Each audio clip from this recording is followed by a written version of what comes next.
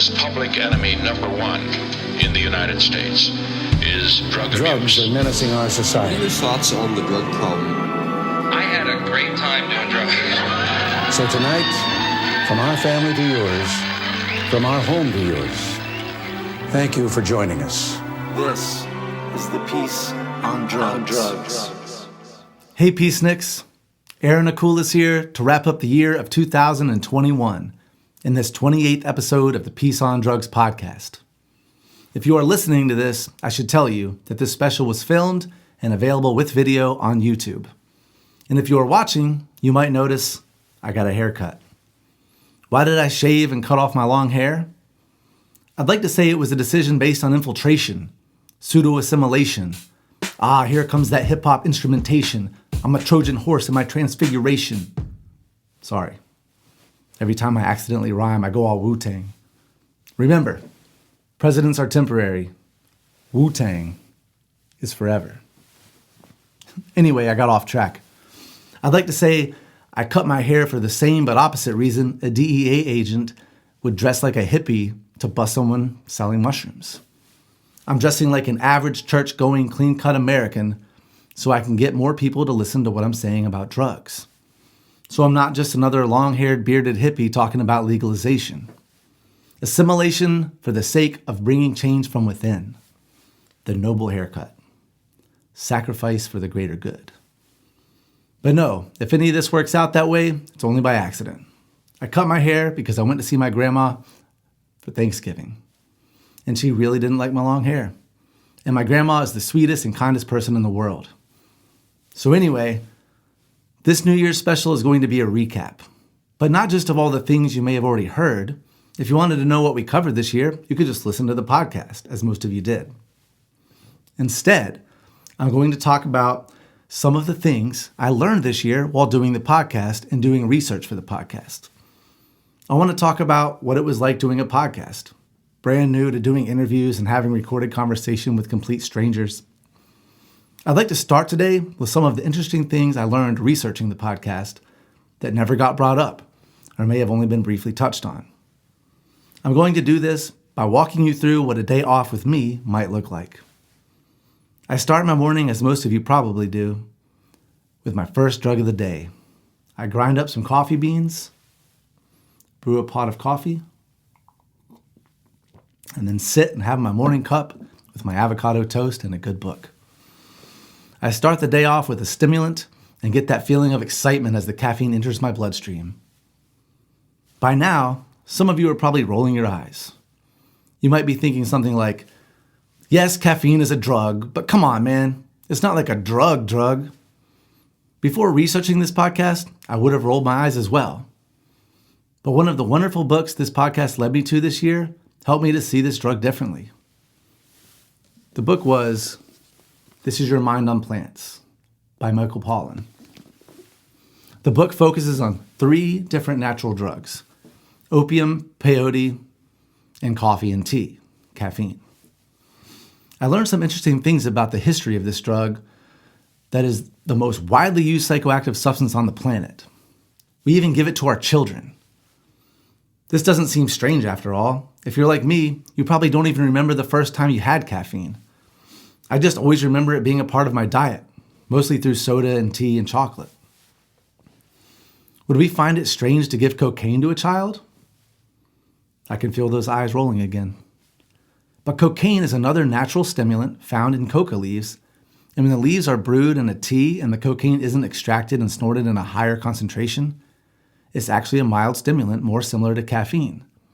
And children in some cultures do drink it the way our children would drink a cola or a glass of sweetened tea. And let us not forget, the original Coca-Cola contained cocaine, and that's where it derived its name, coca. Coca leaf, cola. Did you know that most sleep researchers abstain from caffeine? That the majority of people in our culture are sleep deprived, even if they average a full 8 hours of sleep every night? This is because they aren't getting enough deep sleep. Deep sleep is a vital stage of sleep where our brains reorganize and store memories.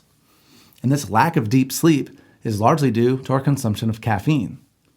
The quarter life of caffeine is 12 hours. This means that if you have a morning cup of coffee at 8 a.m., then 25% of that caffeine is still active in your brain at 8 in the evening. And what if you're like me and have an afternoon cup of tea or a Red Bull? The point is, maybe after your morning cup, you should lay off caffeine for the rest of the day. The problem is that most of us are actually addicted, and a lot of people have a physical dependence and will actually have withdrawal if they stop cold turkey. Caffeine withdrawal can include headache, fatigue, anxiety, difficulty concentrating, depression, irritability, and even tremors. So maybe my morning drug of choice isn't as benign as most of us think. All right, does that about do it for the discussion on caffeine? Nope. That's right. There's more, and it's actually really fascinating. Did you know that caffeine was at the core of the Age of Reason and Enlightenment, the Industrial Revolution, and capitalism itself? That without caffeine, the world would be vastly different, for better or worse, than the one we live in today. Before coffee, the drink of choice had been alcohol, and not just at night for the purpose of getting drunk, but all day long for quenching thirst. This was a period where the water was not drinkable. To drink a glass of water could lead to illness and even death from bacteria in the water causing dysentery. They hadn't yet learned that boiling the water would kill the bacteria, and so their best option was alcohol because alcohol killed the bacteria. So workers and mothers and politicians and soldiers and even children drank booze constantly. When coffee was introduced, the water was boiled in the brewing process, and so now society had another beverage option, and many preferred the stimulating effects of coffee over the depressing effects of alcohol. As a result, more work was done. More innovation happened. Workers in factories were no longer beholden to their biological circadian rhythms and would work longer hours. Soon, it wasn't the pubs where people met to debate politics or philosophy or shipping and trading routes. It was the coffee house. And women were not allowed in coffee houses, so they started their own social gatherings at their homes where they would drink tea. And this is where the tradition of the tea party began. This is why still today, tea is viewed as more feminine than coffee. One last important thing to consider before moving on from my morning cup of coffee. Coffee and tea were major drivers of the African slave trade, where slave labor worked the fields under brutal conditions to produce the raw materials to make these beverages. How many people back in England sipping their coffee and tea ever actually considered where it came from? Did they know that they were drinking delicious and affordable cups one after another on the backs of atrocious human suffering? Today, things are actually only slightly better. When you go to a coffee shop and buy a $4 cup of coffee, do you know how much of that $4 makes it to the farmer who grew those coffee beans? Only a few pennies. And most of those farmers and their families live in extreme poverty. Also, another alarming fact. The International Labor Organization estimates that there are 150 million or more child slaves working to produce commodities like coffee and cocoa. So when you buy your coffee, research the brand and make sure it is fair trade certified. Today I am drinking the brand Black and Bold, a fair trade certified brand that also gives 5% of profits to youth-centered causes, and it is available at Target. Okay, so after my morning coffee and breakfast, I like to meditate and then go for a run. But before that, I like to consume my second drug of the day, THC. Today, I will light a joint of indica sativa hybrid called Citradelic Sunset. I take a few drags, and then I go into meditation. The cannabis smoke releases THC into my lungs, and I get a light, relaxing, blissful high, and I find it easier to clear my mind and quiet that incessant flow of nonsense. I am able to find the present moment. I find my Sunday psychedelic spirit. Then I go for my run. The THC also makes the run easier and more enjoyable. I almost forget I'm running. And then just before the 2-mile mark, I get hit with my third drug of the day, the runner's high. Now there is debate on what chemicals are at play here. They are all endogenous, meaning they occur naturally in the body. In next week's podcast, that was pre-recorded last week, Carlin informed me that new research suggests the runner's high is a release of our endogenous cannabinoids. THC is a cannabinoid that binds to our cannabinoid receptors in our endocannabinoid system. We have our own natural occurring cannabinoids that are structurally similar to THC. It has been long believed, however, that the runner's high is caused by our body's release of our natural pain-relieving endorphins, which is what the runner's high feels like to me. The word endorphin, as I learned this year, comes from combining the two words endogenous morphine. Endorphins are naturally occurring opioids. I believe the runner's high is most likely a combination of both endorphins and endogenous cannabinoids, and also other neurotransmitters like dopamine, which is released when we drink coffee or snort cocaine, and serotonin, which is structurally similar to LSD. So after my run, I decide I want to try and write a song. And I feel like a micro or mini dose of LSD will give me the focus that I could get from an amphetamine like Adderall, but also adding instead of taking away from my cognitive plasticity, which is something else I learned about this year. Plasticity is the quality of being easily shaped or molded. In biology, however, it is the adaptability of an organism to changes in its environment. I'll come back to the former, which led the CIA to experiment with psychedelics in the hope of using them as mind control weapons.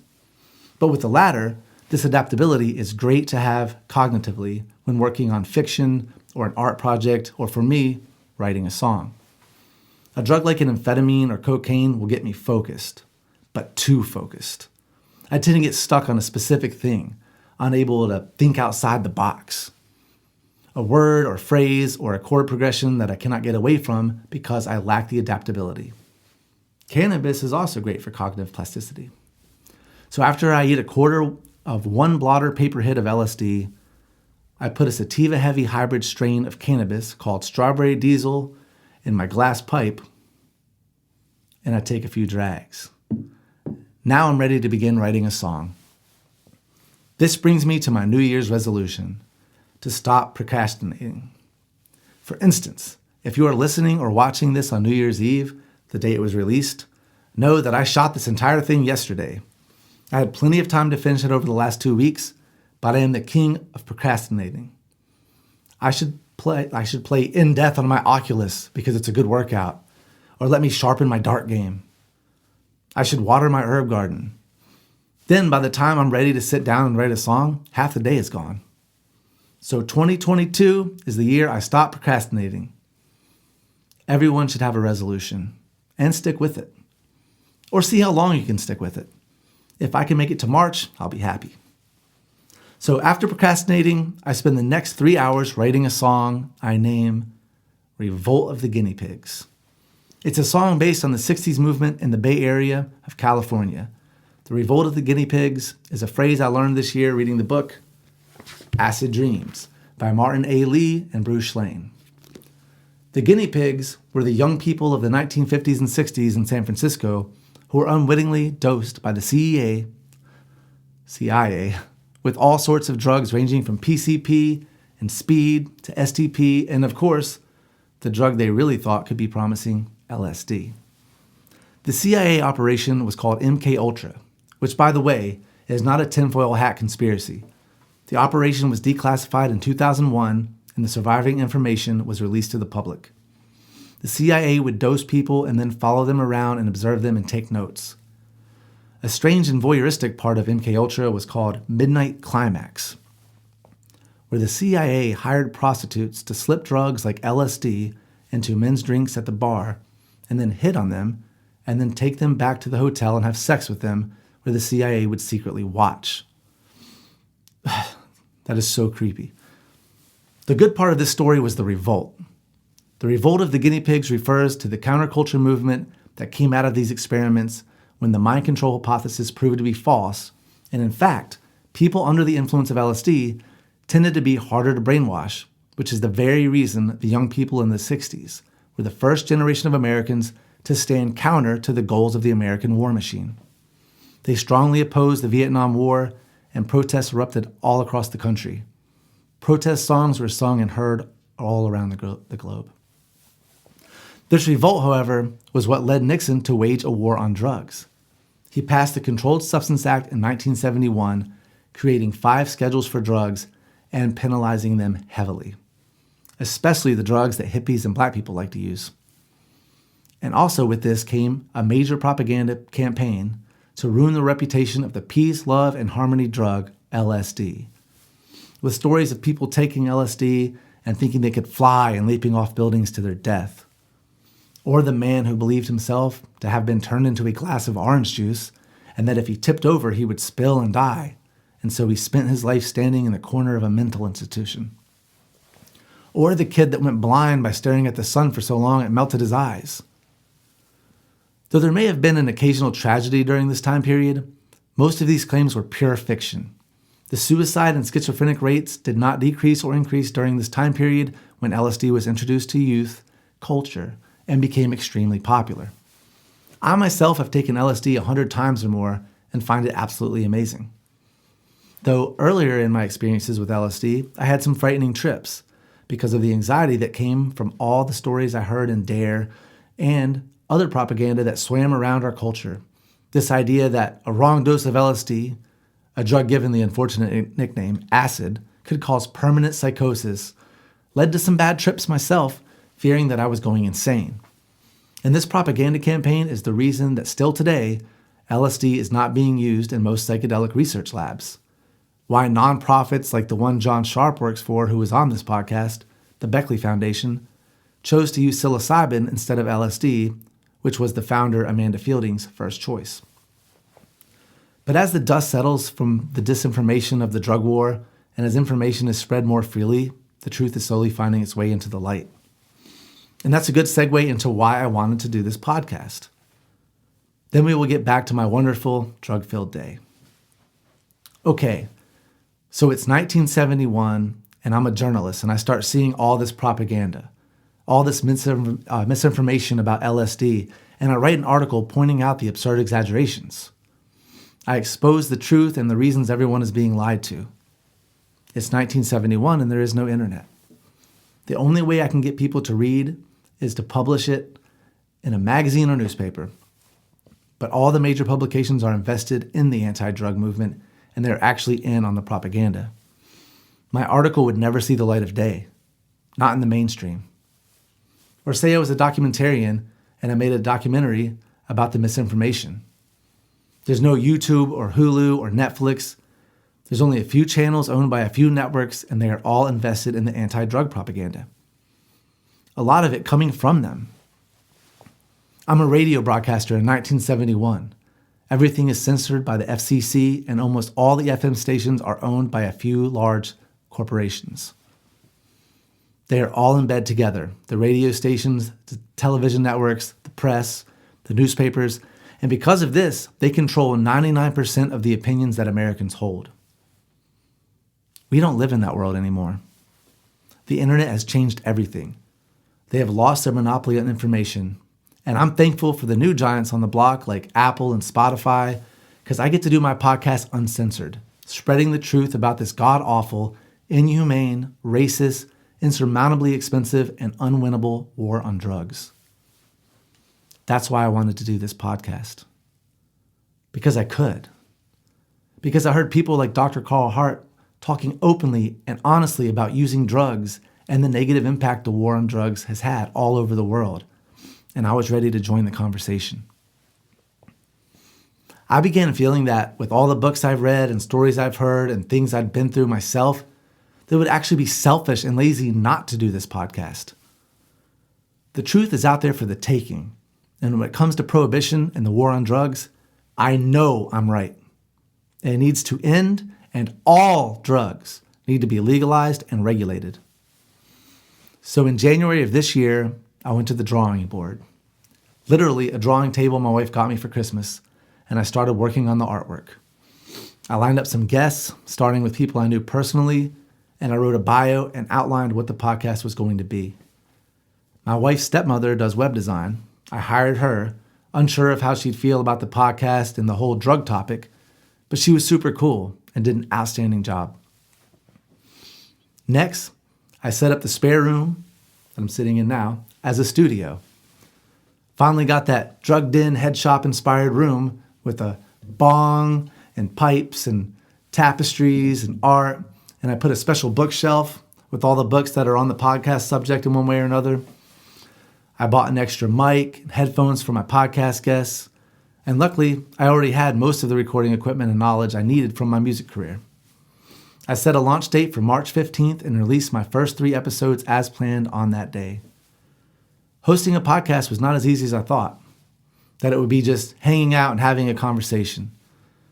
As soon as the record button is pressed, the conversation feels unnatural and I get nervous.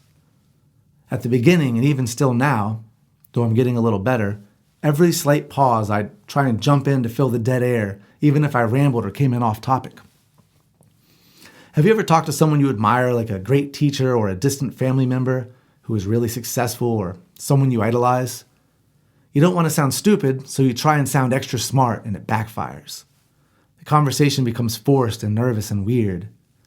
That's how I feel almost every podcast, but it's getting easier. I picked my buddy Michael O'Neill for my first guest.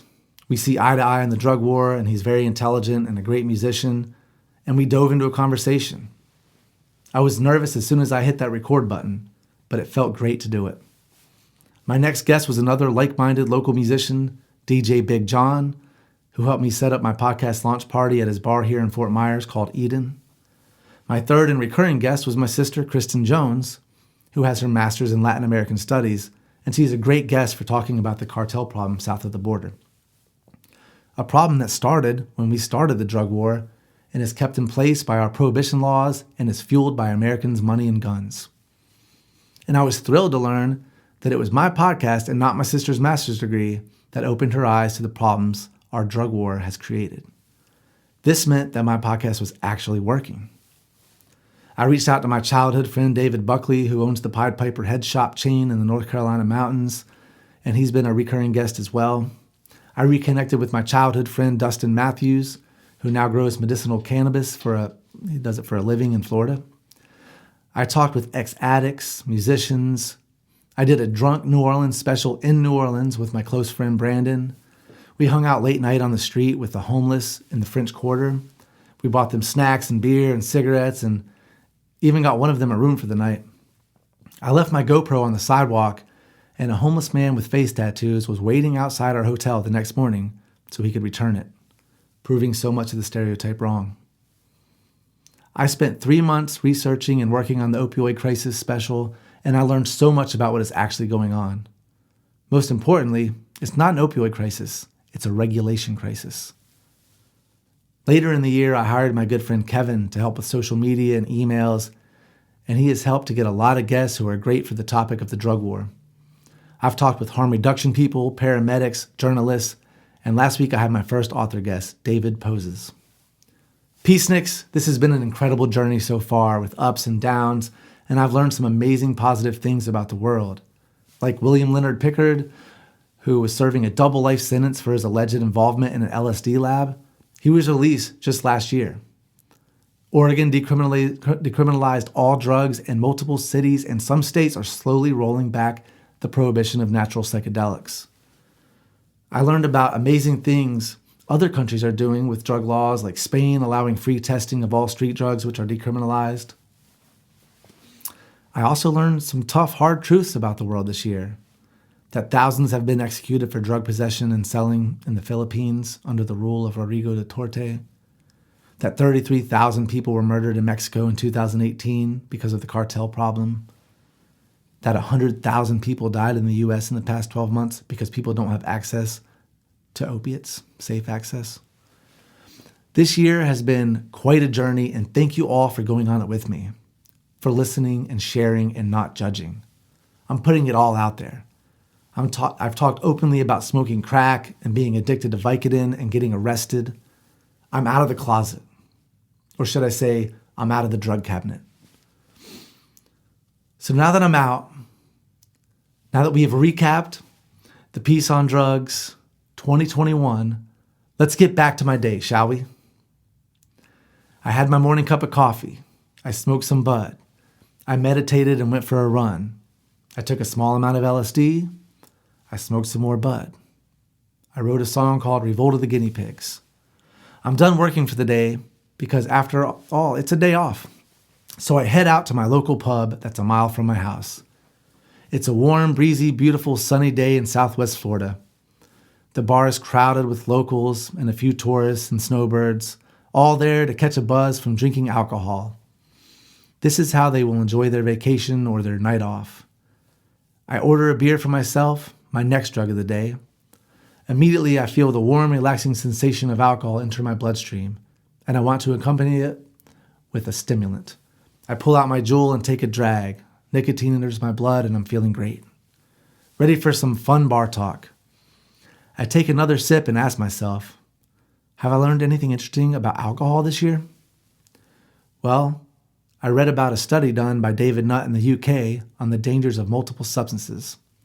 Each substance studied was assigned a harm score, a number that represented how dangerous the substance was based on its effects to the user and to potential harm the user could cause others while on the substance. Meth harm score was in the 30s. Crack was 50. Heroin, 55. At the top of the list was the most dangerous drug at 72, alcohol. I look around at all the people legally enjoying their drug of choice, alcohol via beer or wine or liquor, and I think of the 100,000 overdose deaths we had in the past 12 months. Every single death, someone's son or daughter, mother or father, someone's friend.